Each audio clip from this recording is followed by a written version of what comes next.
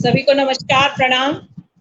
भारतीय विज्ञान संचारकों के समूह नामक इस मंच पर सभी का स्वागत है और विशेष स्वागत है आज मेरे गुरु, मेरे मेंटोर श्री दीपक शर्मा जी का, जो आज मेरे सामने बैठे हैं। स्वागत है सर आपका, बहुत बहुत नमस्कार। बहुत बहुत और कितना भी बिजी टाइम हो, उनके लिए टाइम निकालना मुझे अच्छा लगता है, क्योंकि उनसे बात करना, उनसे इंस्पिरेशन लेना और उनका जो स्वभाव है, हंसमुख स्वभाव, उससे हम सभी प्रेरणा लेते हैं।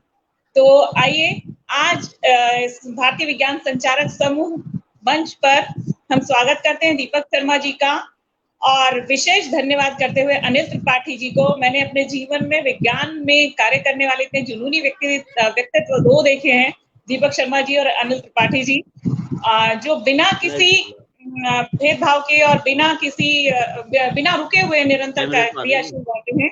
तो आज इस निरंतर बढ़ते हुए मंच पर, इतने प्रतिष्ठित मंच पर, इतने प्रतिष्ठित व्यक्ति दीपक शर्मा जी हमारे मध्य हैं, जो मेरठ से हैं और जिला विज्ञान समन्वयक हैं। साथ ही साथ किसी भी परिचय का मोहताज नहीं है।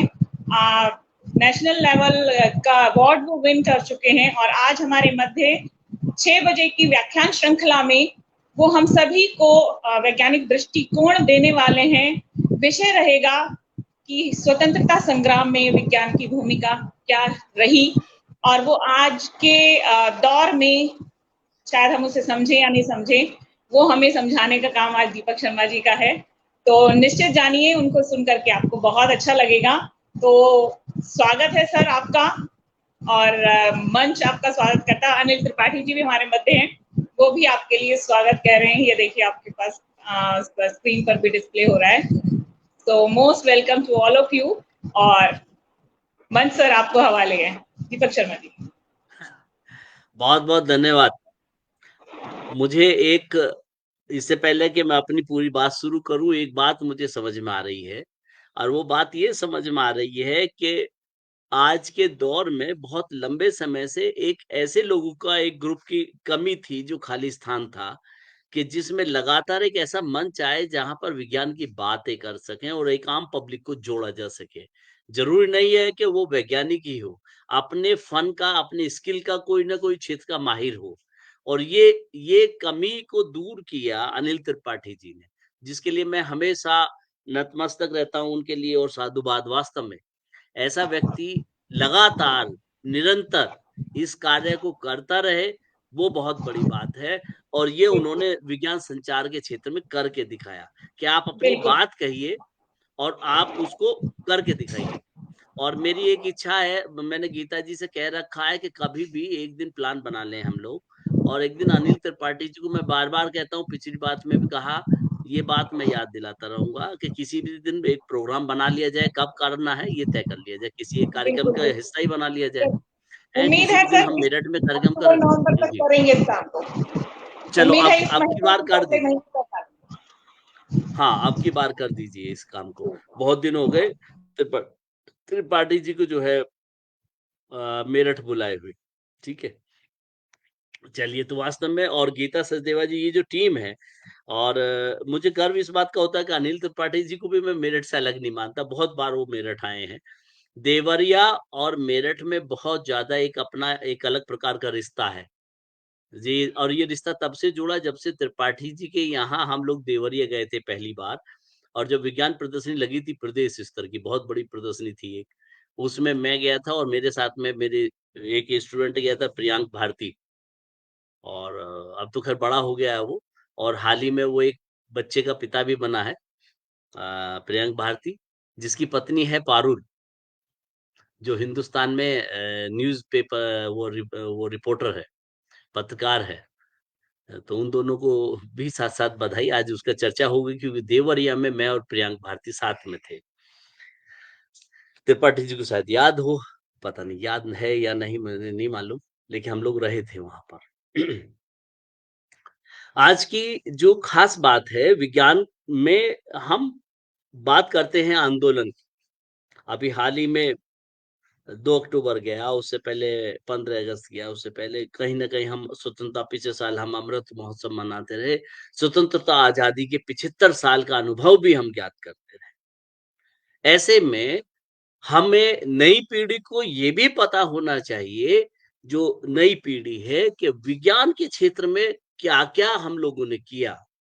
क्या हम लोगों से मतलब है हमारे पूर्वजों ने क्या किया और क्या विज्ञान का कोई रोल भी था?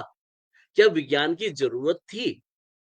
पहले मैं एक सेंटेंस कह दूँ और एक बात बता दूँ कि जिस देश में जितने भी विकसित देश हैं, उन सब में विज्ञान का सम्मान होता है और जिस देश में विज्ञान का सम्मान नहीं होगा, वो देश विकसित नहीं हो सकता।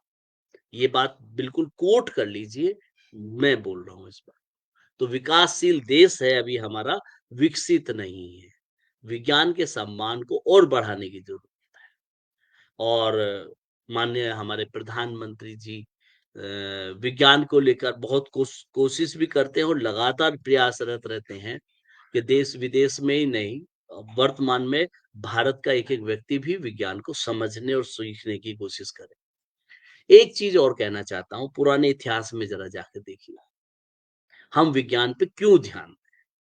विज्ञान पे ध्यान देने के पीछे मकसद सीधा-सीधा सा सिर्फ इतना है कि विज्ञान में पुराने ज़माने में देखिए कि विज्ञान को हम लोग ज़ीरो उपस्थित करा, लेकिन कोई प्रॉपर प्रोग्रामिंग नहीं थी हमारे देश में। ये सच्चाई को स्वीकार करना पड़ेगा। प्रोग्रामिंग इन दैट सेंस में हमारे जो ऋषि-मुनि थे, वो ज्ञान ज्ञाता थे और हर चीज़ को ज्ञात करते थे। विज्ञान को समझते थे, बस ये नहीं जानते थे कि ये सारी चीज़ें विज्ञान का हिस्सा है। वो नहीं जानते थे कि जो आविष्कार, जो काम मैंने कर दिया, उसका एक डॉक्यूमेंटेशन की ज़रूरत है, उसे लिखित-पढ़त की ज़रूरत है। ये शुरुआत हुई सीवी रमन के साथ। जब सीवी रमन को कहना चाहिए कि सीवी रमन जब डॉक्यूमेंटेशन के साथ में गए, इस तरह के लोगों के साथ में करीब 100 150 साल से ये बात समझ में आई और उनको तब धीरे-धीरे लोगों ने जाना और समझने की कोशिश करी कि हाँ, डॉक्यूमेंटेशन की ज़रूरत ऐसा नहीं है। पहली बात जब हम कहते हैं कि पुष्पक विमान की बात करते हैं, तो निश्चित रूप से रहा होगा पुष्पक विमान। लेकिन हमारे पास सबूत नहीं है, प्रूफ नहीं है। वो प्रूफ इसीलिए नहीं है कि डॉक्यूमेंटेशन नहीं हुआ और डॉक्यूमेंटेशन होता, तो शायद वो प्रूफ हमारे सामने आते। और इसीलिए हम तो समझ रहे हैं, हमारा परिवार जान रहा है कि हमारे पूर्वजों ने ये सब किया, लेकिन हम अ, मधु पाराशर वत्स जी, बहुत-बहुत धन्यवाद, स्वागत।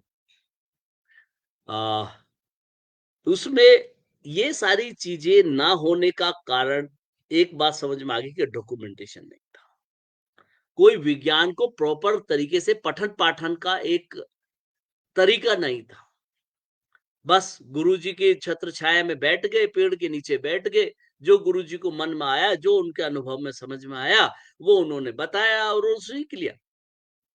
लेकिन उसको आगे अमली-जमा अंतर्राष्ट्रीय स्तर पर बढ़ाना है, तो उसके लिए डॉक्यूमेंटेशन लिखत-पढ़त, पेपर, रिसर्च पेपर छपने और छापने की बात हम लोग नहीं कर पाए और ये हमें स्वीकार करना चाहिए। उसके पीछे के कारणों में से देखें तो अकूत संपदा का देश है हमारा भारत और इससे पहले भारत में 2 तरह के लोगों ने राज किया। पहला राज इस बात का करा कि मुस्लिम आए तो मुस्लिमों ने मार-काट मचाई, आग लगाई, ध्वस्त करे, नष्ट करे, चीजें कब्जा कर लें, ये सब काम किया।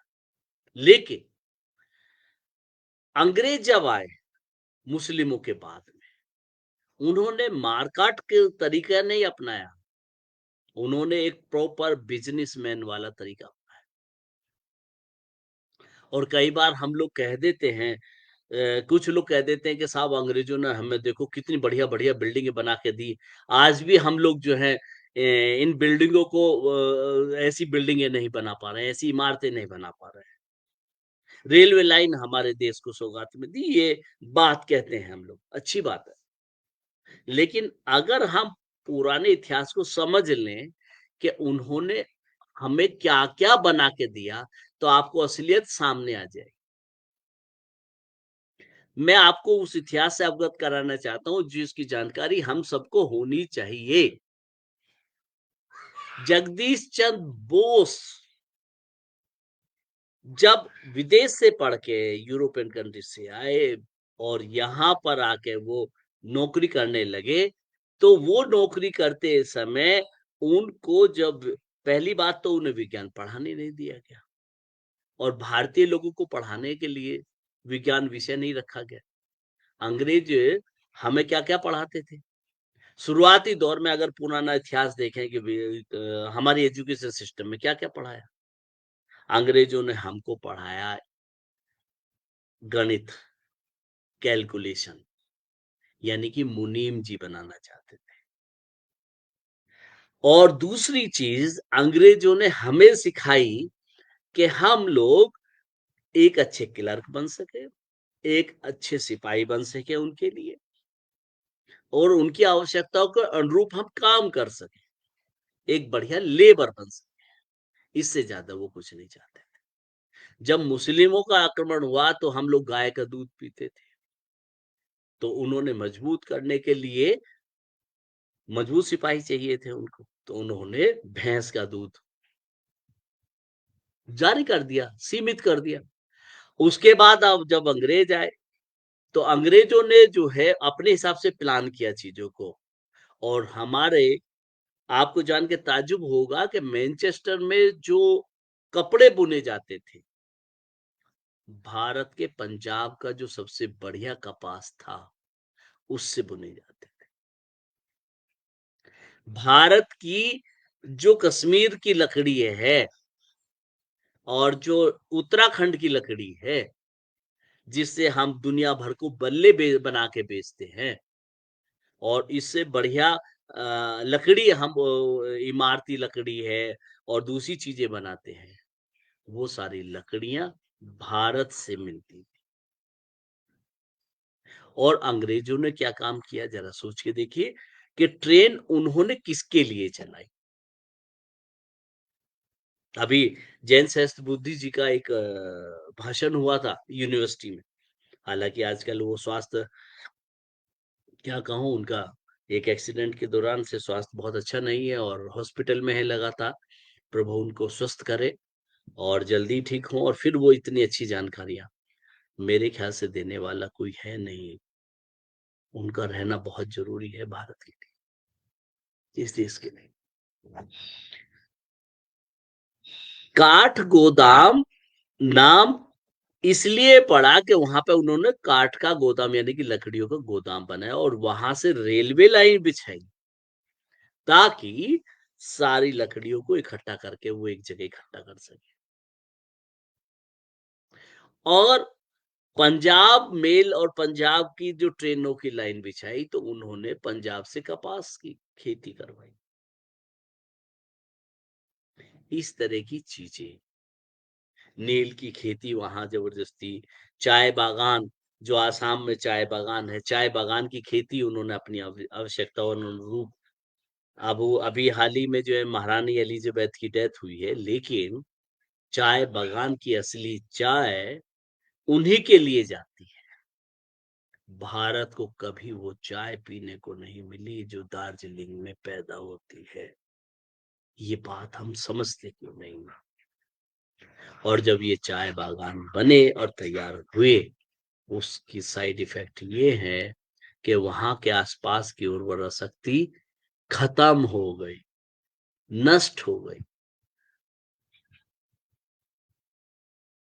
तो रेलवे लाइन भारतीय लोगों के लिए नहीं बिछाई उन्होंने अपनी आवश्यकताओं की और भारत की जो भौमिक कहना चाहिए संपदा है, भौतिक संपदा और प्राकृतिक संपदा जो भारत की है, उसको लूट खसोटने के लिए यानी कि उसको इकट्ठा करके और वहां भेजने के लिए मैनचेस्टर की जो धागा है बनता है मैनचेस्टर में, जिसके ये कपड़े पहनते हैं सूती वाले, और वही शर्ट हमको यहाँ पे 3,000 और 5,000 में मिलती है। वो कपास पंजाब से जाता है और पंजाब में भरपूर बढ़िया मात्रा में बढ़िया गुणवत्ता का कपास होता है। इन सब चीजों के साथ तो आपको एक बात तो ये समझ में आ गई कि रेलवे लाइन अंग्रेजों ने किसके लिए बिछाई। और दूसरी बात मैं ये समझाना चाहता हूं कि जो इमारतें बनाई उन्होंने, उसमें कौन लोग रहे? वो अपने ऑफिसर्स के लिए थी। मेरठ में तो एक स्पेशल सड़क थी जिसे हम ठंडी सड़क भी कहते हैं, वर्तमान में माल रोड, उस जमाने में ठंडी सड़क। और हम भारतीयों को उस पे चलने की इजाजत नहीं थी। देखिए, देश हमारा, हमें ही उस पे चलने की इजाजत नहीं थी। तो फिर उन्होंने, ईस्ट इंडिया कंपनी ने इस तरह का वो प्लान किया। फिर हम लोग कहते हैं कि भारत का सबसे पुराना विज्ञान का संस्थान कौन सा है, तो आप गूगल पे सर्च मारिए, देश का सबसे पुराना संस्थान मिलेगा, सर्वे ऑफ इंडिया।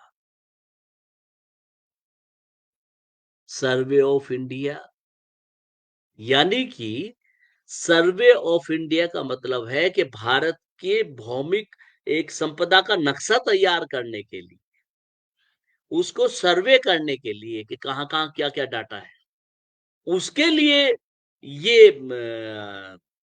वो होता था। तो उन्होंने डिपार्टमेंट बना दिया, सर्वे, जूलॉजिकल सर्वे ऑफ इंडिया, है ना, मैथमेटिक्स सर्वे ऑफ इंडिया, आपका अकाउंटेंसी का भी, फाइनेंस कहाँ देखना है, तभी तो उन्होंने मुंबई में उसका वो बना दिया सेंटर, फाइनेंस का बन गया। और इन सब चीजों के साथ उन्होंने, विज्ञान के संस्थान नहीं है, ये सर्वे हैं। हम बाल विज्ञान कांग्रेस में बच्चों को प्रोजेक्ट रिपोर्ट बनवाते हैं तो शुरू में वो सर्वे बनाते थे। अब तो खैर 30 साल पुरानी बात हो गई। शुरुआती दौर में वो सर्वे करते थे, निबंध लिखते थे।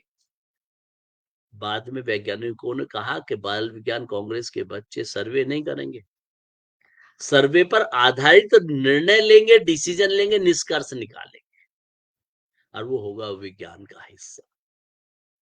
तो इस प्रकार से भारत को ये सारी चीजें हमें दी उन्होंने, तो लेकिन उन्होंने दी अपनी आवश्यकता के अनुसार,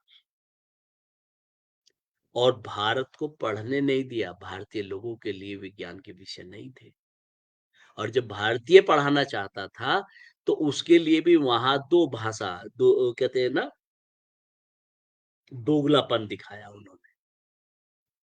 जगदीश चंद्र बोस जब वहां पढ़ाने कलकत्ता के लिए गए तो 100 रुपए महीना, और अंग्रेज कोई पढ़ाता था तो उसे 300 रुपए महीना देते। 3 साल तक उन्होंने कोई वेतन नहीं लिया, और उसकी लड़ाई के लिए 3 साल तक दिल्ली तक आके प्रदर्शन करा, विरोध किया। फिर उनको समझ में आया उस विरोध के बाद, और इस प्रकार से हम लोगों ने ये सारी चीजें करी, हमारे पूर्वजों ने। अब बात करते हैं, कई बार लोग कहते हैं कि इसमें स्वतंत्रता आंदोलन में विज्ञान की भूमिका क्या थी। तो पहले तो ये भूमिका थी कि विज्ञान को विज्ञान के तरीके से पठन पाठन शुरुआत कराई जगदीश चंद्र बोस। उसमें और कई लोगों का रोल रहा, प्रफुल्ल चंद्र राय, आशुतोष मुखर्जी, श्यामा प्रसाद मुखर्जी के फादर, जो कि एक डॉक्टर भी थे। इस प्रकार से और बहुत सारे लोगों के नाम है उसमें, उस दौरान में इन सब लोगों ने काम किया। और तो और छोड़िए, उस आंदोलन के दौरान ये लोग हमें नहीं सिखाते थे बम बनाना, लेकिन भगत सिंह और दूसरी टीम जो ये बम बनाती थी, जो गरम दल के लोग थे, ये सब कानपुर में सीखते थे, और टेक्नोलॉजी में ऐसी ऐसी अपने लिए इमारतें बनाई जो आर्किटेक्ट के दृष्टिकोण से और साइंटिफिकली, जब तक साइंस का उसमें हिस्सा नहीं है, और आर्किटेक्ट भी साइंस का ही हिस्सा है, तो वो भी डिजाइनिंग नहीं हो सकती। सहारनपुर में एक जगह है फुलवारी, और फुलवारी में एक मंदिर है कृष्ण का, वहां पर एक अखाड़ा है, और बगल से निकलती थी पाँव धोई गंगा। अंग्रेज समझते थे यहाँ बालक ये अखाड़े में कुश्ती लड़ते हैं और कुछ नहीं करते, क्रांतिकारी तो हो नहीं सकते। भगत सिंह एक बार जब सहारनपुर में थे तो भगत सिंह को अंग्रेजों को पता चल गया, तो वहां उस मंदिर के अंदर एक ऐसी गुफा बना दी गुंबद में जो कभी अंग्रेज ढूंढ ही नहीं पाए।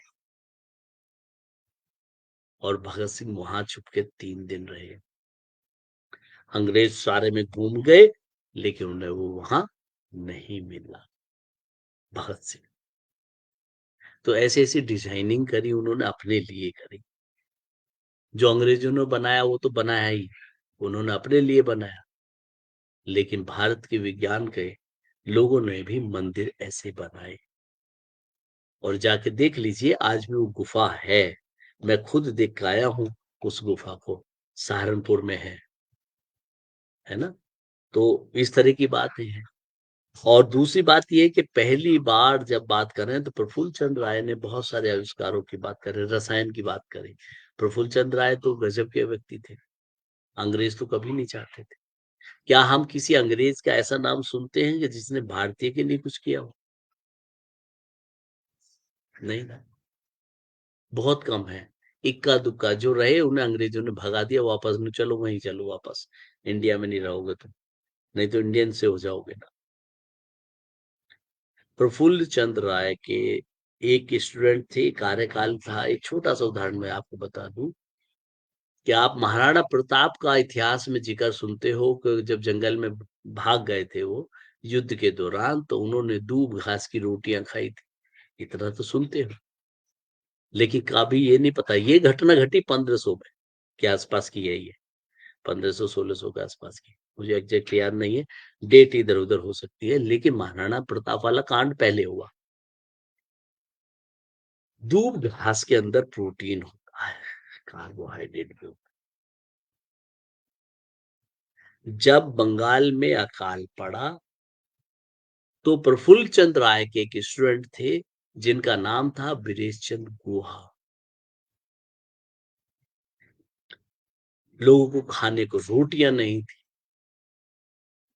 उसी दूब घास से उन्होंने प्रोटीन और कार्बोहाइड्रेट निकाला और लोगों की भूखमरी की भूख को शांत करने का काम। छोटे बच्चों के लिए दूध नहीं था, दूब घास से दूध निकाला उन्होंने, तैयार करा सूखा पाउडर वाला, ताकि छोटे बच्चों को दूध मिल सके। ये उस समय के आंदोलन थे।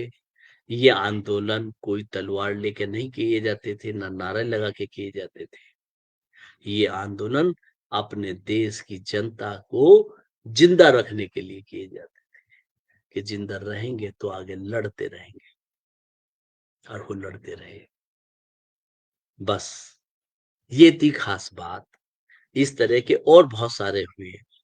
रानी लक्ष्मीबाई आई, जानकी अम्मल आई, पहली वैज्ञानिक है। सी उसके बाद तो बहुत सारे लोग आ गए, सीवी रमन आ गए। ये 1800 के आसपास की है, 1900 कुछ की घटना है, जो अकाल वाला मामला था। सन मुझे याद नहीं है एग्जैक्ट डेट, इतिहास की डेट याद रखना बड़ा मुश्किल होता है मेरे लिए, लेकिन तथ्यों को समझना आसान होता है मेरे लिए। तो इस तरीके से हमारे लोगों ने ये सारी चीजें करी, हमें पता ही नहीं। जीरो हमारे देश ने दिया। रामानुजन ने जितनी भी की, लेकिन बाद में विदेशों से यूरोपियन के संपर्क में आने के बाद, कार्ल हार्डी के संपर्क में आने के बाद उन्हें सपोर्ट भी मिला, और उनकी उन प्रमेयों का, उन थ्योरमों का डॉक्यूमेंटेशन भी हुआ। और सच्चाई तो यह है कि रामानुजन ने इतना बड़ा काम कर दिया कि अभी तक उनकी बहुत सारी थ्योरम्स ऐसी हैं जो अभी तक प्रूफ नहीं हो पाई, उन्हें लोग समझ ही नहीं पाए। तो गणित में बहुत सारा कुछ है करने के लिए, और वो हमारे रामानुजन थे गए। देश का गणितज्ञ और वैज्ञानिक ऐसे ही नहीं कहा जाता उसको, समझने की बात है। बचपन काल में एक भिखारी से एक गणितज्ञ बन जाना, वो बहुत बड़ी बात थी। उसके दिमाग का उपयोगिता थी। हम तो 5% भी दिमाग नहीं उपयोग करते। ज्यादा दिमाग लगाने लगते हैं तो सर में दर्द हो जाता है, टेंशन वो झेल नहीं पाते, छोड़ के भाग जाते हैं, दूसरे काम में लग जाते हैं और एंजॉय करने लगते हैं। और हमारी आज की युवा पीढ़ी यही तो करती है। जैसे ही दिमाग पे जोर पड़ता है, तुरंत एकदम मनोरंजन पे आ जाती है, टेंशन फ्री हो जाती है। तो इस तरीके से ये सारी चीजें होती हैं। और ये संग्राम, स्वतंत्रता संग्राम के दौरान की ये घटनाएं रही हैं बहुत सारी, जिनको हम कहते हैं। और एक जो सुभाष चंद्र बोस के साथ रही, क्या कहते हैं उनसे, लक्ष्मी सहगल, तमिलनाडु की थी, डॉक्टर थी। कितने लोगों को मालूम है कि वो डॉक्टर थी? और जब युद्ध हुआ तो उसमें जो घायल लोग थे, उनकी मल्लम पट्टी और सेवादारी करने का काम उसका ही था। उनकी जिम्मेदारी थी। तो उन्होंने अपनी एक महिला टीम, पूरी ब्रिगेड तैयार बनाई थी, और जिसके साथ में वो ऐसे लोगों की मदद करते थे जो घायल हो जाया करते थे। तो साइंस का रोल तो हर जगह रहा, हमेशा रहा। और मेरा एक निवेदन ये है कि वर्तमान में हम लोग विज्ञान को जब तक आम आदमी के साथ जोड़ के नहीं देखेंगे, स्थानीय समस्या को समाधान निकालना नहीं सोचेंगे, तब तक हम विज्ञान को उस लेवल पर नहीं ले जा सकते। आम आदमी से जोड़ने की जरूरत है। यूरोपियन कंट्रीज में इस तरह का प्रोग्राम आजकल चलता है, हर साल होता है सितंबर के लास्ट में। 30 सितंबर से शुरू हुआ है, अभी एक हफ्ते के लिए इस समय चल रहा है। यूरोपियन कंट्रीज, वहां पर दुनिया भर के अनुसंधान जो होते हैं, उसको अपने हर देश को अलग अलग जिम्मेदारी देते हैं। 26 देशों में एक साथ चल रहा है ये कार्यक्रम, और उसमें अलग अलग जिम्मेदारियां देकर हम लोग उसको आगे बढ़ाते हैं, मजबूत करते हैं और आम लोगों से जोड़ते हैं शोधकार्य करता। लेकिन हमारे यहाँ तो पता ही नहीं चलता कि शोधकर्ता ने कब में शोध कर दिया और कब में उसे डॉक्टर की उपाधि मिल गई। आप सोचिए। और जो डॉक्टर की उपाधि ले रहे हैं, मेरा उनसे भी निवेदन है कि वास्तव में काम करिए प्लीज। और जो कुछ भी होगा, बढ़िया होगा, अच्छा होगा, बेहतर होगा। निश्चित रूप से इन सब चीजों पर हम सोच भी सकते हैं, कर भी सकते हैं। और साइंटिफिक टेम्परामेंट, संविधान में ऐसे ही नहीं लिखा गया इस बात को कि आर्टिकल 51A के अनुच्छेद में साफ साफ शब्दों में लिखा है कि प्रत्येक नागरिक को के अंदर वैज्ञानिक दृष्टिकोण होना चाहिए। ये उसे कर्तव्य भी है और जिम्मेदारी और अधिकार भी है। भारत का भी रोल है और उन सब चीजों का भी रोल इसमें है। चलिए, आज की बात में मुझे लगा कि आज भारतीय आंदोलन में जो लोगों को, वैज्ञानिकों की भूमिका रही, उसके बारे में भी थोड़ा सा चर्चा कर ली जाए। तो मैंने चर्चा की, और मुझे लगता है कि इस पर और भी बहुत सारी बातें निकल के सामने आ सकती हैं और आनी चाहिए। और बस काम करते रहिए। अपने आसपास जुगाड़ जो शब्द है, वही साइंटिफिक शोध और अनुसंधान और आविष्कार का हिस्सा है, और वही नवाचार है। अगली बार जब हम बात करेंगे तो वो नवाचार टॉपिक पे करेंगे, है ना? तो अनिल त्रिपाठी जी, हमारा अगला टॉपिक जो है, जब कभी भविष्य में मौका मिलेगा तो हम नवाचार पे बात करेंगे, उसको ध्यान रखेंगे। तो आज की बात तो को यहीं समाप्त करता हूँ। और किसी के दिमाग में कोई सवाल आ रहा हो, पूछना चाहे तो, हालांकि सब अनुभवी है, मेरी इच्छा ये है कि इन बातों को युवाओं को सुनना चाहिए, युवा पीढ़ी को सुनना चाहिए। और वो तभी सुन सकता है जब हम सोच सकते हैं उसके बारे में, है ना? तो सुनना चाहिए। चलिए, आज की बात यही समाप्त। नमस्कार। मुझे लगता है कोई सवाल है नहीं। बहुत बहुत धन्यवाद आपका।